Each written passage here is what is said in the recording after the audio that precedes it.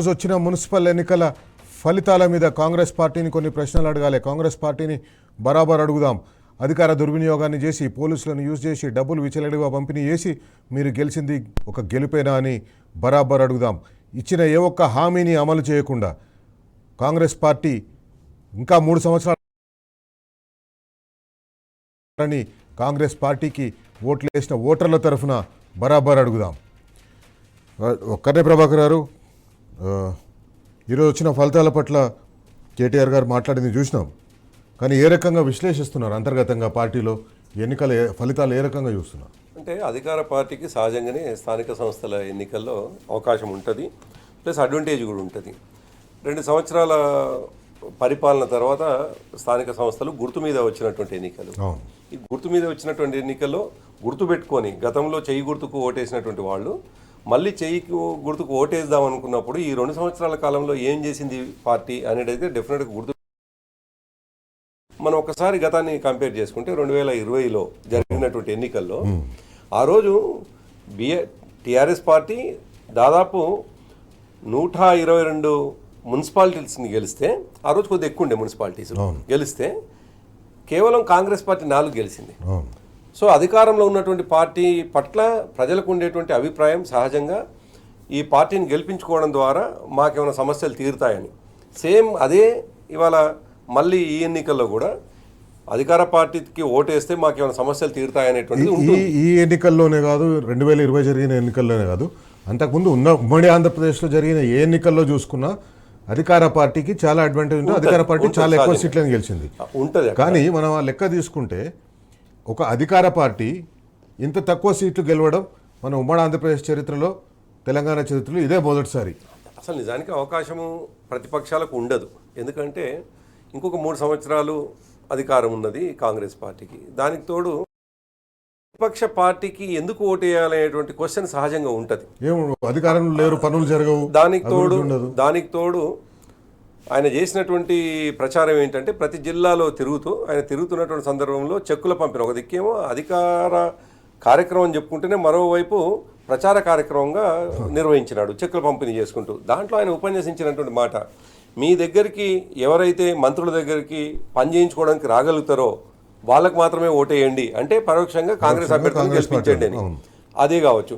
అదే కాకుండా ఆయన ప్రతి దగ్గర కూడా శంకుస్థాపనలు, అదే సందర్భంలో మున్సిపాలిటీస్ అన్నీ కూడా మనం ఒకసారి గమనిస్తే సెమీ అర్బన్ అంటే కంప్లీట్ అర్బన్ లాగా ఉండవు, సెమీ అర్బన్ ఉంటాయి, కొంత రూరల్ ఉంటాయి, చాలా మట్టుకున్న కొత్త మున్సిపాలిటీలో ఉంటాయి, సబర్బన్ ఏరియాసే ఎక్కువ ఉంటాయి. సో ఆ సందర్భంగా 2-3 సభల్లో ఆయన అనౌన్స్ చేసినటువంటి మాట ఏంటంటే రైతు బంధు కూడా ఇమీడియట్గా వేస్తా అని. అంటే అనేక హామీలు ఇచ్చినా కానీ విచిత్రమైనటువంటి విషయం, మేము స్ట్రైట్గా 16 గెలిస్తే దాదాపు 34 స్థానాల్లో హంగ్ వచ్చింది. వాళ్ళ హంగ్ అనేటువంటి దాంట్లో అసలు చాలా విచిత్రమైన, నిజానికి 2020లో కూడా ఇటువంటి పరిస్థితి రాలేదు. ఇంకొక మాట కూడా చెప్తానంటే, 1-2 మున్సిపాలిటీలు వచ్చిన దగ్గర కాంగ్రెస్ బీజేపీ కలిసి, లేకపోతే ఆనాడు కాంగ్రెస్ కలిసి ఇట్లా చేసినారు. ఆనాడు 567 సీట్లు మాత్రమే వాళ్ళు గెలిచినారు ఆనాడు. మేమేమో దాదాపు 1700 పైన సీట్లు గెలిచినాము, అసలు పోలికే లేదు. ఇవాళ మేము దాదాపు 730 సీట్లకు అటు ఇటుగా మేమున్నాం, వాళ్ళు 1350 సీట్లు 1340 సీట్లలో వాళ్ళు ఉన్నారు. కాబట్టి సగం కంటే కొద్దిగా అటు ఇటుగా వాళ్ళు ఉన్నారు. మనం ఓవరాల్గా దీన్ని ఏం చూసుకోవాలి అంటే, ఒకసారి ఓటింగ్ పర్సంటేజ్ ఏంది అనేది చూసుకుంటే డెఫినెట్గా ఇప్పుడు మళ్ళీ మేము మా ఆఫీస్ నుండి తెప్పించుకుంటా ఉన్నాం, 30 నుంచి 32% దాకా ఓటింగ్ టువర్డ్స్ బీఆర్ఎస్ వేసిండ్రు అనేటువంటిది. బీఆర్ఎస్ కు కాంగ్రెస్ పార్టీకి 4-5% మించి తేడా ఉండే, అంతే 3-4 అయితే స్థానిక సంస్థల ఎన్నికల్లో అధికారంలో ఉన్న పార్టీకి, ప్రతిపక్షంలో ఉన్న పార్టీకి 10 నుంచి 12% కనీసంగా ఓట్ల తేడా ఉంటుంది. అందుకే అది ఉంటుంది. నేనేమంటున్నానంటే ఓటింగ్ పర్సెంట్ గతంలో 39.4 ఓటింగ్ పర్సెంట్ ఉండే, ఏది అసెంబ్లీ నాటికి కాంగ్రెస్ పార్టీకి. అది పార్లమెంట్ వచ్చేసరికి 40% అయింది. ఆనాడు బీఆర్ఎస్ పార్టీకి వచ్చింది ఎంత అంటే 16% మాత్రమే. ఇవాళ 16% నుండి దాదాపు 31%కి 32% మళ్ళీ మేము ఎగబాకేటువంటి అవకాశం ఉందంటే మా పట్ల ప్రజలకు విశ్వాసం. ఆనాడేమో నేషనల్ ప్రొజెక్షను, జాతీయవాదము, తర్వాత ఆ రోజు పార్లమెంట్ ఎన్నికల్లో కనిపించింది. పార్లమెంట్ ఎన్నికల ఫలితాన్ని మనం చూసుకుంటే 2 కూటముల మధ్య పోటీ జరిగింది, ఎన్డీఏ కూటమి, ఇండియా కూటమి. ఈ 2 కూటముల మధ్యలోనే పోటీ జరిగింది. ఆ కూటమి ఏ కూటమిలో లేని వాళ్లకు అసలు ఎక్కడ గెలవలేదు. ఒరిస్సాలో చూసుకున్నా, ఆంధ్రప్రదేశ్లో చూసుకున్నా, తెలంగాణలో చూసుకున్నా ఇంకెక్కడ చూసుకున్నావు కూడా. అందుకే ఏమంటున్నానంటే గతంలో అధికార పార్టీ ఇప్పుడు 2 సంవత్సరాలు గడిపిన తర్వాత 2 సంవత్సరాలు గడిపిన తర్వాత ఏ మేరకు ఫ్లిచ్చింగ్ అయినది ఇప్పుడు 42 43 ఒకవేళ అయినుంటే డెఫినెట్గా ఈ ప్రభుత్వం యొక్క విజయం కావచ్చు, కాంగ్రెస్ పార్టీ విజయంగా భావించవచ్చు.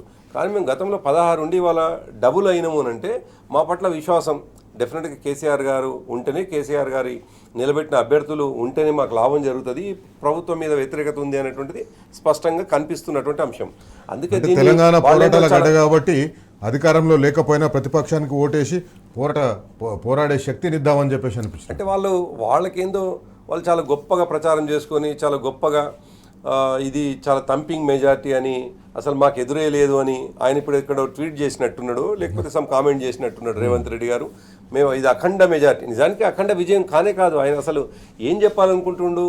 మేము చాలా కేటగారికల్గా చాలా స్పష్టంగా అంకెలతో సహా ఈరోజు మా వర్కింగ్ ప్రెసిడెంట్ గారు లెక్కలు చెప్పినారు. గతంలో ఎన్ని గెలిచినారు, ఇప్పుడు ఎన్ని గెలిచినారు. అయినప్పటికీ దీంట్లో మేమేమో మా పార్టీ వర్కింగ్ ప్రెసిడెంట్ గారు, party deputy leader Harish Rao గారు అక్కడక్కడ స్మాల్ ప్యాకెట్స్లో మాత్రమే తిరిగి రావడం జరిగింది. నిజానికి మా క్యాడర్కి వదిలేసినాం. మా క్యాడర్ని అంటే మేము కూడా ప్రూవ్ చేసుకోవాల్సినటువంటి అవసరం ఉందనిపించింది.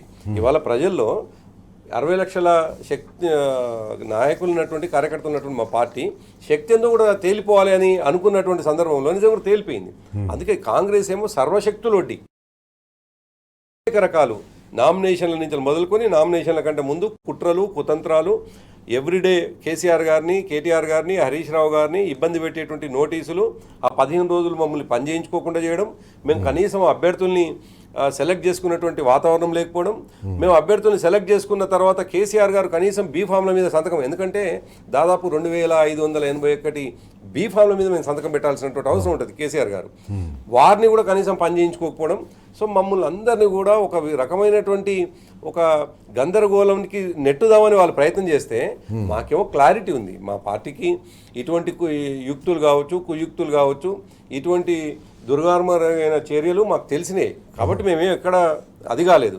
అయినా కార్యకర్తలని ఇబ్బంది పెట్టాలని ప్రయత్నం చేసినా, నాయకులను ఇబ్బంది పెట్టాలని ప్రయత్నం చేసినా, మేము నామినేషన్కి పోతుంటున్న వాళ్ళని ఇబ్బంది పెట్టి అంతేందుకు మనం చూసినాం. స్వయాన స్పీకర్ గారు ఇక్కడ వికారాబాద్లో ఆయన కూతుర్ని గెలిపించుకోవడం కోసం ఒకే వ్యక్తికి 2 పార్టీలకి వెళ్ళి బీఫామ్లు వచ్చే పద్ధతిలో చేసి ఇంప్లిమెంట్ చేయించేసి, ఆ తర్వాత బీఆర్ఎస్ని విత్డ్రా చేయించేసి, ఆ తర్వాత కాంగ్రెస్ అయ్యేటట్టుగా, ఇంకొకరినేమో బీఆర్ఎస్ గెలిస్తే బీఆర్ఎస్ బీఫామ్తో ఇనార్మస్ అయితే కండవ కప్పించుకోవడం. ఇంత అనైతికమైనటువంటి విషయం చౌటుప్పల్లో, కోదాడలో, మహబూబ్ నగర్లో, రామగుండంలో ఈ విధంగా ఏకగ్రీవం కావడానికి అంటే ఫ్రమ్ ది డే 1 నుంచి వెళ్ళి ఇవాళ ఫలితాలు వెలువడి చేసి ఎట్లా గెలిచిన అనిపించుకోవాలి అంటే ఈ రోజు వరకు. ఇవాళ కూడా చూడండి, ఇంతకుముందు కేటీఆర్ గారు ప్రస్తావించినారు, గెలిచినాము అని తెలిసిన తర్వాత కూడా మళ్ళీ రీకౌంటింగ్ కోసం గద్వాల్లో ఒక గందరగోళం, అందుకే అంటున్నాను.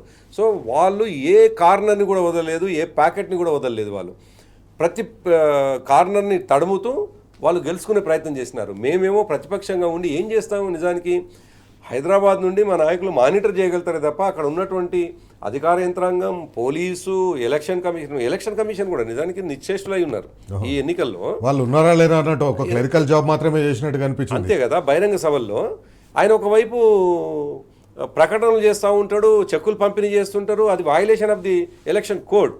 ఆయన దాని అంటే ఇట్లా అనేక చేసినా కానీ చివరికి ఓటు మాత్రం ఓటరు అర్థం చేసుకున్నాడు, ఎవరికి ఓటు వేస్తే లాభం జరుగుతుంది అనేటువంటి విషయాన్ని అర్థం చేసుకున్నాడు. ఇవాళ కొన్ని మీడియా ఛానళ్ళ వాళ్ళు ఊకదంపుడుగా చాలా మెజారిటీ వచ్చిందని ఏదో ఇష్టం వచ్చినట్టుగా వాళ్ళు 1 సైడ్ గేమ్ అని ఇట్లా మాట్లాడుతున్నారు. ఎట్లా 1 సైడ్ గేమ్ ఎట్లయితుంది? 116 మున్సిపాలిటీలకు ఎన్నికలు జరిగితే కాంగ్రెస్ పార్టీ తనంతకు తానుగా గెలుస్తున్నది కేవలం 66 మాత్రమే, 66 మున్సిపాలిటీలు మాత్రమే. 16 మున్సిపాలిటీలో బీఆర్ఎస్ పార్టీ క్లియర్గా ఉంది. అదేవిధంగా మిగతా ఇంకొక 34 ఇంకొక 34 మున్సిపాలిటీల్లో హంగ్ వచ్చింది. అంటే ఏ పార్టీకి కూడా మెజారిటీ రాలేదు. దాంట్లో అధికంగా బీఆర్ఎస్ పార్టీకి సింగిల్ లార్జెస్ట్ పార్టీగా ఉన్నది, బీఆర్ఎస్ పార్టీగా ఉన్నవి ఎక్కువ ఉన్నాయి. ఇంకొక మాట చెప్తాను మీకు నేను, అంటే కుట్రలు చివరి వరకు ఎట్లా చేసిండ్రు అని చెప్పడానికి ఇంకో ఉదాహరణ కూడా. అసలు ఈరోజు ప్రొద్దున వరకు కూడా ఈ గెలిచినటువంటి వ్యక్తులు సేమ్ డే నాడు అదేంటి గెలిచినటువంటి గెలిచిన పత్రం తీసుకుపోవాల్సినటువంటిది రూల్ ఏం అటువంటి కండిషన్ ఏం లేదు. అదేందో స్పెషల్ సర్క్యులర్ ఇష్యూ చేసి ఇవాళ సంతకం అంటే కారణం ఏమిటి? హార్స్ ట్రేడింగ్ అన్నట్టు. ఒకవేళ వచ్చినటువంటి వాళ్ళు ఎక్కడ ఈల్డ్ అయితే వాళ్ళని తీసుకొని పోయేటువంటి అది జరిగింది ఇక్కడ గద్వాల్లో. గద్వాల్లో ఒకవైపు ఇండిపెండెంట్కి సంబంధించినటువంటి అభ్యర్థి గెలుస్తున్నాడు అని అనిపించగానే వెనుక పోలీసు జీపు పెట్టి ఆ ఇండిపెండెంట్ అభ్యర్థిని వేసుకొని పోవడానికి ప్రయత్నం.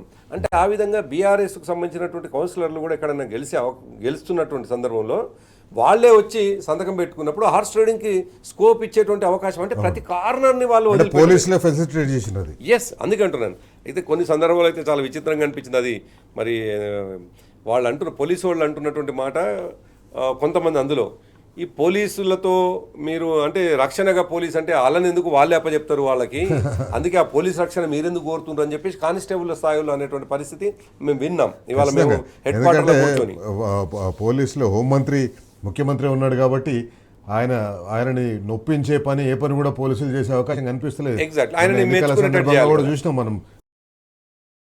ఇష్టం వచ్చినట్టు మాట్లాడితే దాని మీద ఎలక్షన్ కమిషన్ కూడా కేసు తీసుకోలేదు.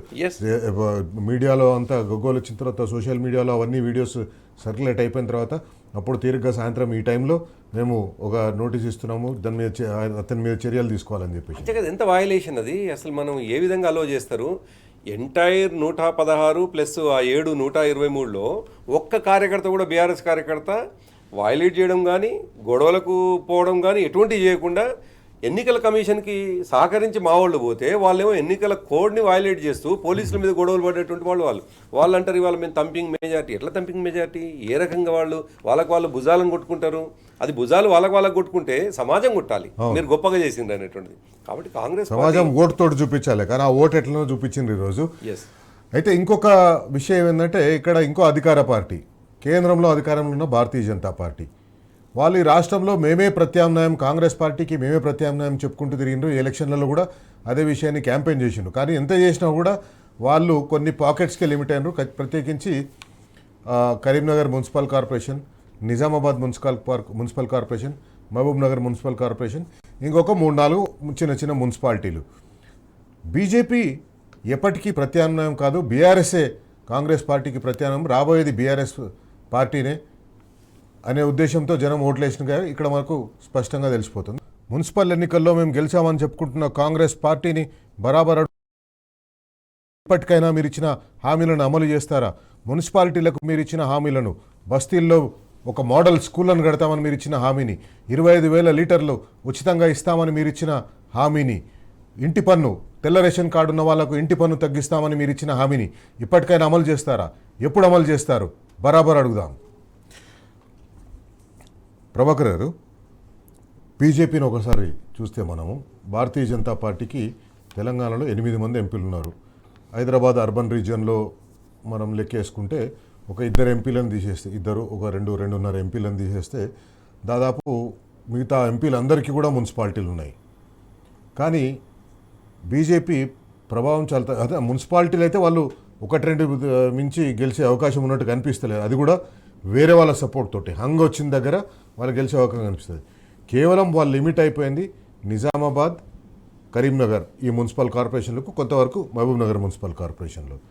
భారతీయ జనతా పార్టీ మేమే ప్రత్యామ్నాయం అని చెప్తుంది. అంటే మేము చాలా రోజుల నుంచి ఒక మాట చెప్పుకుంటూ వస్తూ ఉన్నాం. అసలు ఇక్కడ పొలిటికల్ వ్యాక్యూమ్ లేదు. ఫస్ట్ పొలిటికల్ వ్యాక్యూమ్ ఉండడానికి మేము ఓడిపోయినాం అనేటువంటి ఓడిపోయిన తర్వాత నిశ్చేష్టులుగా ఉండి ఎటువంటి పని చేయకుండా ఒక ప్రధాన ప్రతిపక్షంగా మేము ప్రజలకు కనిపించకపోతే మాకు ప్రత్యామ్నాయం వెతికేవాళ్ళేమో. కానీ నిజానికి మేము ఓడిపోయిన 2వ రోజు నుండే కేసీఆర్ గారు కావచ్చు, కేసీఆర్ గారు సందర్భం వచ్చినప్పుడల్లా మా నాయకులను, మా కార్యకర్తల్ని ఆయన ఉత్సాహపరుస్తూనే ఉన్నారు.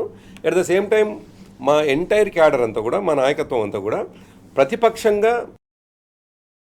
చేసుకుంటూ పోతాను, అడుగుతూనే ఉన్నాం.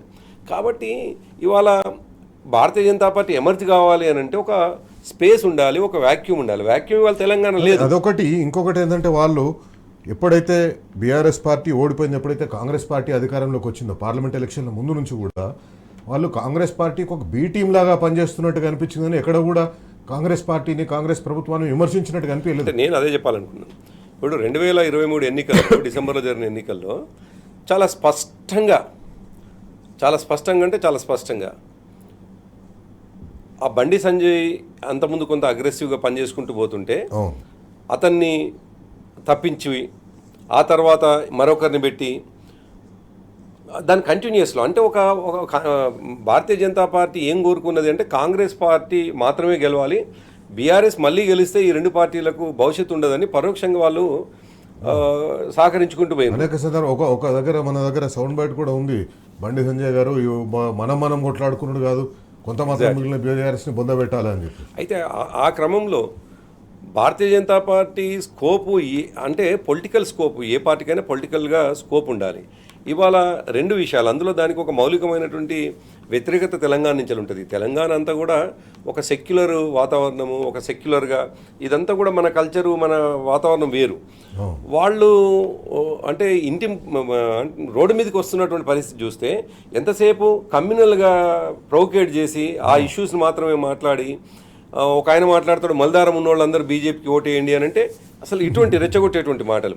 సో దీన్ని తెలంగాణ సమాజం డెఫినెట్గా వ్యతిరేకిస్తుంది. ఇవాళ కాదు, వందల సంవత్సరాల నుంచి ఆ చరిత్ర ఉంది మనకు, కాబట్టి డెఫినెట్గా వ్యతిరేకించుకుంటూ ఉంటారు. మరి అటువంటి సందర్భంలో నువ్వు ఒక పర్టికులర్ ఒక ఎజెండాతోటి, ఒక స్పెసిఫిక్ ఎజెండా, అది కూడా ఏమంటారు అవతలి ఒక సామాజిక వర్గాన్ని వ్యతిరేకించేటువంటి ఎజెండాతో నువ్వు వస్తున్నటువంటి సందర్భంలో ఇంత సెక్యులర్గా ఉన్నటువంటి తెలంగాణ ఎందుకు యాక్సెప్ట్ చేస్తుంది? అందుకోసమే భారతీయ జనతా పార్టీనేమో మొన్నటి పార్లమెంట్ ఎన్నికల్లో మనం చూడాల్సింది అది నేషనల్ ఒక జాతీయవాదం అని, నరేంద్ర మోడీ అని అటు అది చూసినారు. కానీ లోకల్ బాడీస్ విషయానికి వచ్చినప్పుడు మొన్న సర్పంచ్లను చూసినాం, అంతా కలుపుకుంటే సర్పంచులు 125, 150 మధ్య వాళ్ళు ఏదో గెలిచినట్టుకున్నారు, అంతకంటే ఎక్కువ గెలవలేదు. బహుశా ఇప్పటి ఈ ఎన్నికల్లో కూడా 250, 260 చేంజ్ వాళ్ళు కార్పొరేషన్లను కానీ కౌన్సిల్ కానీ గెలిచినట్టున్నారు. సో ఆ స్థాయిలో కనిపించకపోవడం కారణం ఏంటంటే వాళ్ళ పట్ల ప్రజల్లో విశ్వాసం లేకపోవడం. ఈ పార్టీ మా సమస్యల పట్ల ఎంతసేపు ఒక ఎజెండా పెట్టుకొని, అది మతమనే ఎజెండా పెట్టుకొని వీళ్ళు రెచ్చగొట్టి మనుషుల మధ్యలో వైషమ్యాలు పెట్టి పోతారు అనేటువంటి ఒక భయం ప్రజల్లో ఉంది. కాబట్టి అది ఆ స్థాయిలో ఎమర్జ్ కాలేకపోతా ఉంది. కాదు కూడా తెలంగాణ ఒక అడుగు ముందుకేస్తే సరే, ఆ పార్టీకి ఏమో స్కోప్ లేదని ఒక మాట అంటుంటే ఉన్నటువంటి నాయకత్వం కూడా ఒక గందరగోళం. ఇప్పుడు మనం సింపుల్గా ఈటల రాజేందర్ గారిని చూద్దాం. ఆయన హుజూరాబాద్ నుంచి వెళ్ళి గతంలో ఎమ్మెల్యేగా గెలిచినారు. అసలు ఆయన ఓడిపోయిన తర్వాత ఇవాళ హుజూరాబాద్ అడుగుపెట్టలేని పరిస్థితి కల్పించింది ఆ పార్టీ ఆయన్ని. బండి సంజయ్ ఆయనను కనీసం అడుగుపెట్టకుండా, కనీసం బహుశా ఆయనకు ఒక బీఫామ్ కూడా ఇవ్వకుండొచ్చు నేను అనుకుంటున్నాను. మరి అంత వైరుధ్యాలు, అన్ని రకాల గొడవలు, అంటే నాయకుల మధ్యలోనే గొడవలు ఉండేటువంటి ఆ పార్టీకి ప్రజల్లో ఎట్లా స్టేక్ దొరుకుద్ది? ఇప్పుడు ఉన్నటువంటి నలుగురు నాయకులే గందరగోళం. ఇవాళ మా పార్టీ విషయానికి వచ్చినప్పుడు మా నాయకుడు కనుసన్నల్లో మా నాయకుడు ఆదేశిస్తే ఎంత ఎక్స్ట్రీమ్కి అయినా పోయి పనిచేసేటువంటి నాయకత్వం, కార్యకర్తలేమో మా వైపు ఉన్నారు. పట్టుకొని ఆ క్యాడర్ కానీ ఆ ప్రజలు కానీ ఎట్లా విశ్వాసంతో ముందుకు పోతారు? రైట్. ఇంకొక పాయింట్ చెప్పాలి మీరు. కరీంనగర్, నిజామాబాద్ రెండు కార్పొరేషన్లు బీఆర్ఎస్ పార్టీ చాలా పూర్ పర్ఫార్మెన్స్ ఉంది. ఎందుకుందంటారు ఆ పూర్ పర్ఫార్మెన్స్? అంటే అదే ఇప్పుడు ఈ కమ్యూనల్ ఇష్యూసే నేను ఇంతకుముందు ప్రస్తావించినట్టుగా మీకు నిజామాబాద్లో ముందు నుంచి కూడా ఒక రకమైనటువంటి, అంటే ఈ దేశంలో ఉన్నటువంటి ముస్లింలని, ఈ దేశంలో మేము ఒక థర్డ్ గ్రేడ్ అంటే 3వ స్థాయి మనుషులుగా మిగిలిపోతున్నామా అనే ఒక భయాన్ని సృష్టించారు. ఎందుకంటే దేశాన్ని పరిపాలిస్తున్నటువంటి భారతీయ జనతా పార్టీ వాళ్ళు కూడా ఈ దేశ పౌరులే అని చెప్పేసి భావించి వాళ్ళని ఒక నమ్మకం కలిగించాల్సి ఉండే, వాళ్ళకు ఒక విశ్వాసం, భరోసా కలిగించాల్సి ఉండే. అట్లా కాకుండా ప్రతి నిమిషం కేంద్రంలో ఉన్నటువంటి సహాయ మంత్రి, హోం సహాయ మంత్రిగా ఉన్నటువంటి మనిషి రెచ్చగొట్టి మాట్లాడుతూ ఉంటే డెఫినెట్గా వాళ్ళు ఒక కార్నర్ తీసుకునేటువంటి అవకాశం ఉంటుంది. వాళ్ళ లైన్ వాళ్ళు తీసుకోవాల్సినటువంటి అవసరం ఉంటుంది. తీసుకుంటున్నప్పుడు వాళ్ళ మతము అనేటువంటి ఎజెండా ఏదైతే ఫ్లేరప్ చేయగలుగుతున్నారో దాంట్లో కొంత ఈ రెండు కార్పొరేషన్స్ పోలరైజేషన్ చాలా పీక్స్కి తీసుకుపోయినట్టు కనిపిస్తుంది. రెండు వర్గాల మధ్య ఘర్షణని, లేకపోతే రెండు వర్గాల మధ్య విభేదాలని దాన్ని ఇంకా పెంచి పోషిస్తున్నట్టుగా. నేను ఏమంటున్నాను, మొల్దారం అనేటువంటి మాట మాట్లాడడం అనేటువంటిది ఎంత దుర్మార్గం నిజానికి ఒకసారి ఆలోచించినప్పుడు. ఆ స్థాయికి దగదు కేంద్ర హోంశాఖ సహాయం. అంతే కదా, మొల్దారం అని మాట్లాడచ్చా? ఇంకో ఆయన మాట్లాడతాడు పదే దేవుళ్ళని, మసీదులని, ఈ విధమైనటువంటి చర్చలు తీసుకొచ్చి మనము తెలంగాణ రాష్ట్రం తెచ్చుకున్న తర్వాత తెచ్చుకున్నటువంటి రాష్ట్రంలో అభివృద్ధి జరగాల్సిన ఏ సెక్షన్స్లో అభివృద్ధి జరగాలని చర్చ జరగాల్సింది ఇసిపెట్టేసి ఎంతసేపు ప్రొడక్టివిటీ లేనటువంటి ఎటువంటి ఉత్పత్తి లేనటువంటి విషయాల మీద చర్చ పెట్టి తద్వారా ఓటుకు స్కోప్ ఇచ్చుకుంటున్నారు. కానీ మనిషి మౌలిక వసతులు ఏంది, మౌలికంగా ఆయన అవసరాలు ఏంది, దానివైపు ప్రభుత్వాలు ఏం చేయాలనేటువంటి చర్చ లేదు. ఇప్పుడు కాంగ్రెస్ పార్టీ కూడా అది చర్చిస్తలేదు, భారతీయ జనతా పార్టీ కూడా అది చర్చిస్తలేదు. ఇద్దరు కూడా వాళ్ళు కమ్యూనల్ పార్టీ అని చెప్పేసి వాళ్ళని అంటారు, వీళ్ళు ముస్లింలు అపీస్మెంట్ చేస్తున్నారని చెప్పేసి వీళ్ళు అంటారు. కానీ వాళ్ళకు ఒక ఎజెండా ఉంది శైలేష్ గారు, చాలా స్పష్టమైన ఎజెండా. దేశం మొత్తం కాంగ్రెస్ కాకుండా వేరే ఎజెండాలన్నీ ఉన్నాయి. ఎస్, నేను ఏమంటున్నాను, దేశం మొత్తం కాంగ్రెస్ పార్టీ బీజేపీకి శత్రువు. కానీ తెలంగాణ విషయానికి వచ్చేసరికి ఈ రెండు పార్టీలకు బీఆర్ఎస్ పార్టీ శత్రువు. ఎందుకంటే కేసీఆర్ గారు ఏందో ఈ రెండు పార్టీలకు తెలుసు, కేసీఆర్ గారి శక్తి తెలుసు. కేసీఆర్ గారిని ఏమనుకుంటున్నారు అంటే వాళ్ళు పడిపోయిండు అనేటువంటి దాంట్లో ఉంటారు. కానీ కేసీఆర్ గారు ఫినిక్స్ పక్షి అనేటువంటి విషయం వాళ్ళకి తెలియక, అంటే కొంతమందికి తెలుసు, వాళ్ళకి ఉన్నటువంటి వాళ్లకు చాలామందికి తెలుసు ఫినిక్స్ పక్షంలో లేస్తాడు కాబట్టి అసలు ఏమి లేకుండా చేయాలి రాజకీయంగా అనేటువంటి ఒక కుట్రలో రెండు పార్టీలు చేస్తున్నటువంటి కలిసి పని. నిజానికి రెండు జాతీయ పార్టీలు ఒకటయ్యి ఒక ప్రాంతీయ పార్టీ మీద ఒక రాష్ట్రానికి ఉన్నటువంటి ఒక పార్టీ మీద చేయాల్సిన కుట్రలు కాదు. కానీ కేసీఆర్ గారి శక్తి తెలుసు కాబట్టి ఆ భయంతో అనేక సందర్భాల్లో, ఒక సందర్భం కాదు, ఢిల్లీ నుండి ప్రారంభమైనటువంటి కుట్రల పరంపర ఇవాళ మున్సిపల్లో చివరి వార్డులో ఎన్నికల వరకు చేరింది అని అన్నప్పుడే కేసీఆర్ గారి శక్తిని అంచనా వేసి తిరిగి రావు. కానీ కేసీఆర్ గారి శక్తి ఏంది, అల్టిమేట్గా జనము ఆయన చేసిన పనులు చేస్తున్నటువంటి సందర్భంలో ప్రజల నుంచి వచ్చేటువంటి విశ్వాసము తిరిగి ఆయనని బలవంతుని చేస్తుంది. అంతే తప్ప ఈ రెండు పార్టీలు చేసే కుట్రలు ఆయన బలహీనం చేయవు. ఆ విషయం అర్థం చేసుకోకుండా తనని బలహీనుని చేయడానికి రెండు పార్టీలు కలిసి కుట్రలు చేస్తే దాంట్లో కాంగ్రెస్ పార్టీ కూడా, సెక్యులర్ అని చెప్పే కాంగ్రెస్ పార్టీ తెలంగాణ విషయానికి వచ్చేసరికి భారతీయ జనతా పార్టీ తోటి అలైన్ అవుతుంది. అలైన్ అయ్యి మమ్మల్ని దెబ్బతీయాలనే ప్రయత్నం చేస్తుంది. కాబట్టి ఈ రెండు రాజకీయ పార్టీల కుట్రలు తెలంగాణ ప్రజలు అర్థం చేసుకుంటారు. వెల్, ఎన్నికలు అయిపోయినాయి, ఫలితాలు వచ్చినాయి, ఇంకా జెడ్పీటీసీ ఎంపీటీసీ ఎన్నికలు జరగవలసి ఉంది. కానీ హామీల అమలుకు వేలైంది. హామీల అమలు ఎప్పటి నుంచి మొదలు పెడతారు? 2 సంవత్సరాల నుంచి తెలంగాణ ప్రజలు ఓపికగా ఎదురు చూస్తున్నారు. మీరు ఇచ్చిన 6 హామీల్లో ఏ ఒక్క హామీనైనా అమలు చేస్తామని చెప్పేసి అని. ఒక్క బస్సు, ఫ్రీ బస్సు అనేది ఒకటి అమలు చేసి మేము అన్ని హామీలను అమలు చేసేసినామని చెప్పేసి అని చెప్తున్నారు. ఇది కాంగ్రెస్ పార్టీ చెప్తుంది. మున్సిపాలిటీలకు అసెంబ్లీ ఎన్నికల్లో కాంగ్రెస్ పార్టీ విడుదల చేసిన మేనిఫెస్టోలో అనేక హామీలు ఇచ్చింది. ఇంతకుముందు చెప్పినట్టుగా ప్రతి మున్సిపాలిటీకి, ప్రతి ఇంటికి 25,000 లీటర్ల మంచినీళ్లు ఉచితంగా సరఫరా చేస్తామన్నారు. ఈ ఎన్నికల్లో ఆ హామీ గురించి ప్రస్తావించకుండానే ఎన్నికలకు పోయినరు. అట్లాగే ప్రతి బస్తీలో ఒక మోడల్ స్కూల్ని, ఆధునిక సౌకర్యాలతో ఒక మోడల్ స్కూల్ని నిర్మిస్తామన్నారు. అట్లాగే ఆస్తి పన్ను, తెల్ల రేషన్ కార్డు ఉన్న వాళ్ళందరికీ ఆస్తి పన్ను తగ్గిస్తామని చెప్పేసి అన్నారు. ఇవేవీ చేయలేదు. చేయకపోగా బీఆర్ఎస్ పార్టీ అధికారంలో ఉన్నప్పుడు బస్తీ దవాఖానాలు తెరిస్తే ఆ బస్తీ దవాఖానాలకి సుస్థి చేసింది. బస్తీ దవాఖానాల్లో మందులు దొరుకుతలేవు, జ్వరం గోళీలు కూడా దొరుకుతలేవు. బరాబర్ అడుగుదాం, కాంగ్రెస్ పార్టీని బరాబర్ అడుగుదాం. ఎన్నికలు అయిపోయినాయి, మున్సిపాలిటీలో మీరు గెలిచినమని మీరు చెప్పుకుంటున్నారు. గెలిచిన మున్సిపాలిటీలకి, రాష్ట్రంలో ఉన్న మున్సిపాలిటీలన్నింటికీ ఈ హామీలు మీరు అమలు చేస్తారా? బరాబర్ అడుగుదాం. ప్రభాకర్ గారు, కాంగ్రెస్ పార్టీ అనేక హామీలు ఇచ్చింది మున్సిపాలిటీల కోసం ఈ ఎన్నికలకు సంబంధించి. సరే, ఇప్పుడు ఎన్నికల్లో మేము గెలిచినాం, అఖండ విజయం అని చెప్పేసి ముఖ్యమంత్రి గారు చెప్పుకుంటున్నారు. సో అఖండ విజయం జరిగిందని ముఖ్యమంత్రి గారు చెప్పుకుంటున్నారు. మేము ఏమో హామీలు అమలు చేయకపోయినా మాకు జనం ఓట్లేసింది కాబట్టి హామీలు అమలు చేయలేదని అనుకుంటారంటారా, లేకపోతే ఇప్పుడైనా సీరియస్గా తీసుకొని హామీలు అమలు చేస్తారా? అంటే రేవంత్ రెడ్డి వ్యవహారాన్ని ఒకసారి గమనిస్తే 2023 డిసెంబర్లో జరిగిన ఎన్నికల్లో ఇచ్చిన హామీలు, మేము అంటున్న 420 హామీలు కావచ్చు, అదేవిధంగా 6 గ్యారంటీలు కానీ, మేము ఈ 2 సంవత్సరాలుగా నెత్తి నోరు కొట్టుకొని ప్రజల పక్షాన్ని నిలబడి గొడవ పెట్టుకుంటున్నాం, ప్రజల పక్షాన్ని నిలబడి పోరాటాలు చేస్తూ ఉన్నాం. అయ్యా, నువ్వు ఇచ్చినటువంటి హామీలని నెరవేర్చు అని మేము కూడా ఒక పద్ధతి కలిగిన, బాధ్యత కలిగిన ఒక ప్రతిపక్షంగా మేము నిలదీస్తూ వస్తున్నాం. దాని మీద ఎన్నడూ దృష్టి పెట్టినటువంటి రేవంత్ రెడ్డి, నిజానికి ఆయనని మనం ఒకసారి ఈ 2 సంవత్సరాల తర్వాత కూడా ఆయన కోసం ఒకసారి అతను ఒక డిస్ట్రక్టివ్ క్యారెక్టర్గా మనం చూడాల్సిందే. అంటే విధ్వంసకర ఆలోచనలు, విధ్వంసము, విద్వేషపూరితమైనటువంటి ప్రసంగాలు ఇవి మాత్రమే తెలంగాణ చుట్టుముడుతూ ఉన్నాయి తప్ప ఆయన ఆలోచనల నుండి ఇప్పుడు సహజంగా ఆయనకు వచ్చినటువంటి అవకాశానికి రాష్ట్ర ముఖ్యమంత్రిగా వచ్చినటువంటి అవకాశం అందులో చిన్న వయసులో కూడా వచ్చింది. దానికి ఆయన చేయాల్సింది ఏంది, అనేక సందర్భాల్లో మా నాయకుడు కేసీఆర్ గారు కూడా చెప్పినారు, ఎవరైనా కొద్దిగా పాజిటివ్ ఐడియాలజీ ఉంటే, పాజిటివ్గా ఆలోచించేవాడు ఉంటే చేసే పని ఏమిటంటే గత ప్రభుత్వంలో చేసినటువంటి మంచి పనులని కొనసాగించి కొత్త పథకాలను తీసుకొస్తారు. ఈయన గత ప్రభుత్వంలో చేసినవి ఉండనివాడు, కొత్త పథకాలు ఇచ్చిన హామీలు నెరవేర్చాడు. తిప్పేదంతా దేని చుట్టూ తిప్పుతాడు అంటే కూల్చివేతల వైపు, విధ్వంసకర చర్యల వైపు, విద్వేషాల వైపు, పోలీసులకు కేసుల వైపు.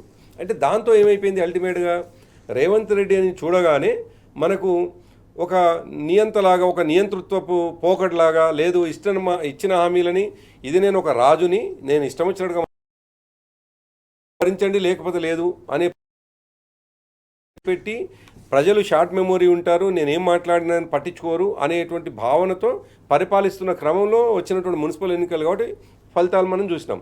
ఇప్పుడు మీరు అడిగేటువంటి వాగ్దానాలు కూడా ఏ ప్రజలు విశ్వసించారండి ఆయనని? విశ్వసించడానికి ఆయనకు ఉన్నటువంటి క్రెడిబిలిటీ ఏంది, ఆయనకున్న క్రెడెన్షియల్స్ ఏంటి, ఆయనకున్న ఇమేజ్ ఏంటి? కాంగ్రెస్ పార్టీ కదా, ఆయన వెనక సోనియా గాంధీ ఉంది, ఆయన వెనక రాహుల్ గాంధీ ఉన్నారు, పెద్ద పెద్ద కాంగ్రెస్, ఆయన వెనక మోదీ ఉండవచ్చు. నేనేమంటున్నానంటే సోనియా గాంధీ గారు ఉన్నారా, రాహుల్ గాంధీ గారు ఉన్నారా అనే కంటే కూడా మోదీ ఆయన వెనుక ఉండవచ్చు. మోదీ ఏంది ఆశీస్సులు ఆయనకు ఉండవచ్చు, ఎందుకంటే బడే భాయ్ అని చాలా సందర్భాల్లో ఉంటాడు కాబట్టి. అయితే మోడీ ఆశీస్సులు రాజకీయంగా మాత్రమే కాదు కావాల్సింది, ఆయనకి ఈ రాష్ట్ర అభివృద్ధి కోసం కావాలి మోడీ ఆశీస్సులు. ఆయన చాలా నాకు బడే భాయ్ అని మొన్నటి కూడా ఏదో సందర్భం వచ్చి ఒక రిపోర్టర్, బహుశా మీ టీ న్యూస్ రిపోర్టర్ ఏదో అడిగినట్టున్నాడు. అడిగితే నేను వ్యక్తిగా ఫలాని పేరుతోటే చూస్తా తప్ప నేను జర్నలిస్టుని చూస్తా, వ్యక్తిగా చూస్తా అన్నట్టుగా ఏదో మాట్లాడినాడు.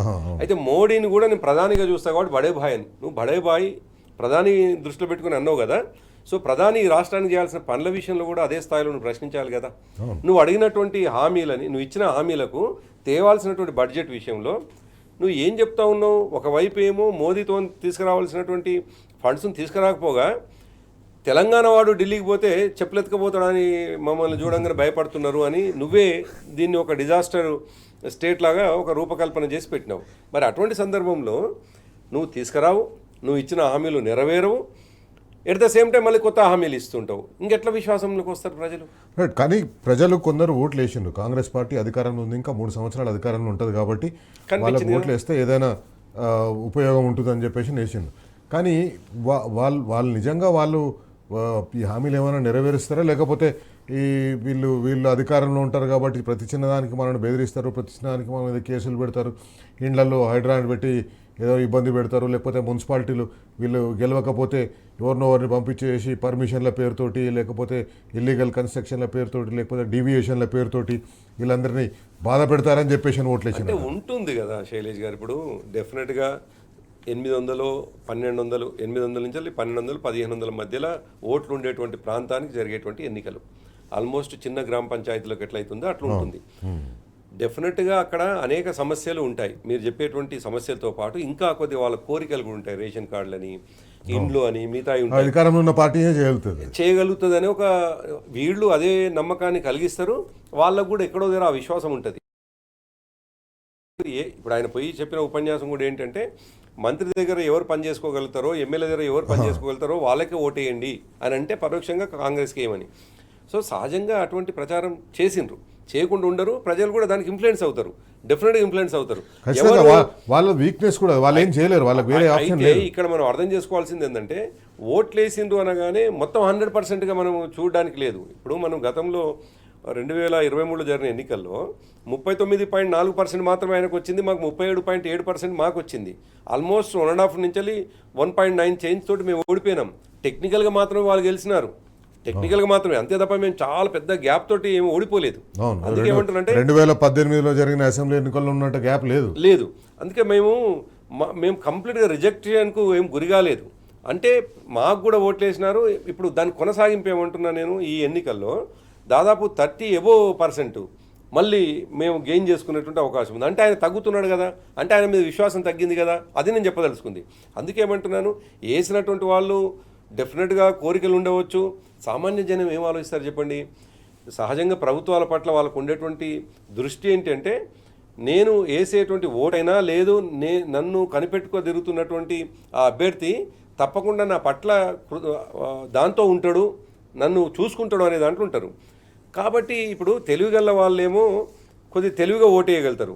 అయితే తెలివిగల వాళ్ళు మీన్స్ నేను కొద్దిగా రాజకీయ అంచనా వేసిన వాళ్ళు అమాయకంగా ఉండి పాపం కేవలం గృహిణిగా ఉన్నటువంటి వాళ్ళు కొంతమంది ఏం ఆలోచిస్తారు అంటే మాకేమైనా మంచి జరుగుతుందేమో అనే అంటే దాంట్లో తెలివిగా ఆలోచించడానికి స్థానిక సంస్థల ఎన్నికల్లో పెద్ద ఏం ఉండదు. ఎందుకంటే అధికారంలో ఉన్న పార్టీ కాబట్టి అధికారంలో ఉన్న పార్టీకి అదే నేను అదే చాలా మంది అధికారంలో ఉన్న పార్టీకి ఓటేయడం ఇష్టం లేకపోతే ఓటింగ్ కూడా రారు. ఎస్ మనం అర్బన్ ప్లేస్లలో అది కూడా చూస్తాం మనం. అందుకేమంటున్నాను, ఆయన ఏదో హామీలని అమలు చేస్తాడు అని ఓటేసిందని నేను అనుకోను. అనేక రకాల అక్కడ ఉన్నటువంటి ప్రలోభాలు కావచ్చు, అనేక రకాల ఉన్నటువంటివి ఇప్పుడు కాంగ్రెస్ పార్టీ ఇచ్చినటువంటి హామీల్ని నెరవేర్చదు అనేటువంటి విషయం ప్రజల్లో తేలిపోయింది. అది తేలిపోయిన తర్వాతనే దాని కొనసాగింపుగానే మా నాయకులను వేధించడానికి చేస్తున్నటువంటి చిల్లర ప్రయత్నాలు మనకు కనిపిస్తూ ఉన్నాయి. చీపు టాక్టిక్స్ ఏవైతే కనిపిస్తున్నాయో మనకు ఉన్నాయి. అందుకే ఈ ప్రజలకి అసలు నువ్వు చేయాల్సిన పని, నిన్ను ముఖ్యమంత్రిగా కూర్చొని పెడితే నువ్వు రోజు కేసీఆర్ గారికి నోటీసులు, కేటీఆర్ గారికి నోటీసులు, దీని చుట్టూ తిరుగుతున్నావు అనే విసుగు ప్రజల్లో ఒక ఏవగింపు ఉంది ఈ రేవంత్ రెడ్డి పట్ల. అందుకే రేవంత్ రెడ్డి రేపేమన్నా అభివృద్ధి చేస్తాడు. మనం గతంలో చూసినాం శైలేష్ గారు, మీకు నేను కొత్తగా చెప్పాల్సిన అవసరం లేదు. సంబంధం లేకుండా ఆ దేవుడి మీద ఒట్టేసి వచ్చినాడు, ఏవి హామీలు నెరవేరలేదు. అంటే తను చాలా చక్కగా కన్వీనియంట్గా దేవుళ్ళను కూడా మోసం చేయగలుగుతాడు. దేవుళ్ళ మీద కూడా ఒట్టేసి, అంటే నిజానికి విశ్వాసం, ఆయనకు విశ్వాసాలు ఎక్కువ అందులో. ఆయనకు ఈ దేవుళ్ళ విశ్వాసము, మిగతా ఆచార వ్యవహారాలు ఇవన్నీ కూడా కొంత విశ్వాసాలకు ఎక్కువ ఆయన తలొగ్గుతాడు అనిపించింది. ఇంతకుముందు మీరు అన్నట్టు మోడీని మోడీగానే చూస్తాను, ప్రధానమంత్రిగా చూస్తాను అని చెప్పి అన్నట్టుగా దేవుణ్ణి దేవునిలాగానే చూస్తాను, దేవుణ్ణి ఇంకా వేరే దేనికోసం కాదు, నా హామీల విషయం. అంటే ప్రజల బలహీనత ఏంటంటే దేవుడు. ప్రజల బలహీనత మీద ఆసరా చేసుకొని ప్రజలు నమ్ముతారు కాబట్టి దేవుడి మీద ఒట్టేసిండు. ఆ ప్రజల్ని మోసం చేయడానికి దేవుడు కూడా వాడుకుంటాడు అంటున్నాను. జెడ్పీటీసీ ఎంపీటీసీ ఎన్నికలు పెడతారని మీకు నమ్మకం ఉందా? ఏం చేస్తారంట అంటే చూడాలి. వాళ్ళనైతే మాకు వచ్చినటువంటి ఫలితాలు డెఫినెట్గా ఒక ఎంకరేజ్మెంటు, మమ్మల్ని వెన్ను తట్టి మీరు నడవండి, ప్రతిపక్షంగా మీ వెంట మేము ఉంటాం, మీరు ప్రశ్నిస్తూనే ఉండండి, మీరు అంటున్నట్టుగా బరాబర్ అడుగుదాం అన్నట్టుగా బరాబర్ మేము అడుగుతామనే నమ్మకం ప్రజల్లో వచ్చింది. కాబట్టి మాకు వచ్చినటువంటి ఫలితాన్ని ముందు తీసుకొని మేము చాలా స్పీడ్గానే పోతాం. అయితే ఈ ఫలితాన్ని రేవంత్ రెడ్డి తెలివి తక్కువాడని నేనేమన్నాను, మూర్ఖమైనటువంటి ఆలోచనలు ఉండవచ్చు కానీ తెలివి తక్కువాడని కాదు. మొన్న మనం చూసినాం గ్రామ పంచాయతీ ఎన్నికల్లో దాదాపు 4,000 పైచీలకు సర్పంచ్ ఎన్నికలు గెలవగానే ఆయనకు భయం ఏర్పడేది. అసలు ఇమీడియట్గా ఫండ్స్ రావాల్సినటువంటి జెడ్పీటీసీ ఎంపీటీసీ ఎన్నికలు పెట్టాలి, కానీ గ్రామీణ ప్రాంతపు సర్పంచ్ ఎన్నికల్లో 4,000 పైచీలకు అంటే దాదాపు 35-40% బీఆర్ఎస్ కోట్ ఇచ్చేసరికి ఆ భయం కడుపులో జ్వరబడి మున్సిపల్ ఎన్నికలకు పోయినాడు. కనీసం అర్బన్లో ఏమైనా అటెంప్ట్ చేద్దామని. అర్బన్లో కూడా డెఫినెట్గా వాళ్ళ ప్రజల నుంచి రియాక్షన్ చాలా సీరియస్గా ఉన్నది. కాబట్టి జెడ్పీటీసీ ఎన్నికలకు పోయే కంటే ముందు మరి జిహెచ్ఎంసీ వైపు, జిహెచ్ఎంసీ ఏమో 6 నెలలు అనే ఓ మాట అంటున్నారు, చూడాలి లెటర్స్ హోప్. కానీ జిహెచ్ఎంసీ చాలా క్లిష్టంగా మారిపోతుంది. ఎందుకంటే 3 కార్పొరేషన్గా విభజించారు. ఒకవైపు దేశవ్యాప్తంగా సెన్సస్ జరుగుతుంది. సెన్సస్ జరుగుతున్నప్పుడు ఇట్లా విభజన జరగలేదు, వార్డులను విభజించలేరు, వార్డులను కొత్త వార్డులను ఏర్పాటు చేయలేరని చెప్పేసి ఒక వాదన వినిపిస్తుంది. జిహెచ్ఎంసీ ఎలక్షన్స్ కూడా నాకు తెలిసి రాబోయే రోజుల్లో ఏం పెట్టే అవకాశం ప్రభుత్వాలకు ఆలోచనలు, ఎన్నికలు పెడదామనేటువంటి ఆలోచనలు వచ్చినప్పుడు ఈ ఎన్నికలు ప్రజాస్వామ్యానికి ప్రతీకలు, ప్రజాస్వామ్య పద్ధతిలో జరగాలి అని ప్రభుత్వాలు ఆలోచించి పెడితే పర్వాలేదు. దాంట్లో కూడా కుయుక్తులు, కుట్రలు, కుతంత్రాలతో ఎన్నికలు పెడితేనే సమస్య. ఇప్పుడు ఆయన చేస్తున్నదంతా కూడా ప్రతి ఎన్నికని, ఈ ఎన్నిక ఎందుకు పెడుతున్నావో దానికి ఒక పరమార్థము, అర్థం తన మైండ్లో పెట్టుకొని చేస్తున్నటువంటి ఎన్నికలు ఇవి ప్రజలకు ఉపయోగపడుతుంది. ఈ ఎన్నికలు పెట్టడం ద్వారా ప్రజలకు లాభం జరగాలి అనేటువంటి దాంతో పెడుతున్నట్టుగా మనకు కనిపిస్తలేవు. కాబట్టి టాక్టిక్స్ని పోతున్నటువంటి సందర్భం. కాబట్టి పెట్టడా అనేటువంటిది ఆయన మస్తిష్కంలో ఉన్నటువంటి అంశం. అది మేము ఇప్పుడు ఆయన జెడ్పీటీసీ ఎన్నికలు పెడతాడా, జిహెచ్ఎంసీ పెడతాడా, లేదు వాళ్ళు రద్దు అయ్యేటువంటి ఎట్లాగూ 10 మంది వాళ్ళు రద్దు కావాల్సినటువంటి అవసరం ఉంది వాళ్ళవి. కాబట్టి ఆ ఎన్నికలు వస్తాయా, దేనికైనా మేము సిద్ధమైనటువంటి వాళ్ళం. థ్యాంక్ యూ ప్రభాకర్ గారు.